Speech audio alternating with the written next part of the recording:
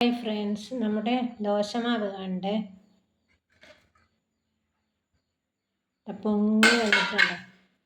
ഇത് സാധാരണ റേഷൻ കടയിൽ നിന്ന് കിട്ടുന്ന പച്ചരി ഇല്ലേ, പച്ചരിയും സപ്ലൈക്കൊന്ന് വന്ന് ഉഴുന്ന് പരിപ്പും കൂടി 3:1 എന്ന അനുപാതത്തിൽ 3 ഗ്ലാസ് അരിക്ക് 1 ഗ്ലാസ് ഏകദേശം ഉഴുന്ന് ചേർത്ത്, ഉഴുന്നും അരി ഒന്നിച്ച് ചേർത്തിട്ടാണ് ഞാൻ കുതിർത്തിട്ട് വയ്ക്കൽ.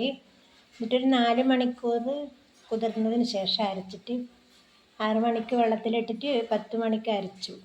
അന്നേരം തന്നെ കഴുകിയിട്ട് കുതിർത്ത് വെക്കുന്ന ആ വെള്ളത്തിലാണ് അരക്കുക. അരിയും ഉഴുന്നും ഒന്നിച്ചാണ് ചേർക്കൽ. എന്നിട്ട് ആ സമയത്ത് തന്നെ നന്നായിട്ട് കഴുകും. എന്നിട്ട് കുതിർത്ത് വെക്കുന്ന അതേ വെള്ളത്തിൽ അരച്ചിട്ട് രാവിലെ 6 മണിയാകുമ്പോൾ ഇതുപോലെ പൊങ്ങി വരും. ഇത് ദോശക്കും ഇഡലിക്കെല്ലാം ഞാൻ ഈ ഒരു മാവ് തന്നെയാണ് ഉപയോഗിക്കൽ.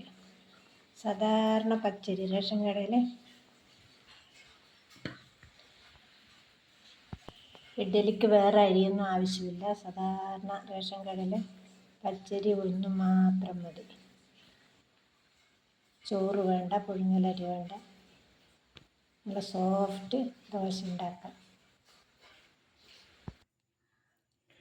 ഉപ്പ് ചേർത്ത് നന്നായി ഇളക്കി ഇനി ചുട്ടെടുക്കുക.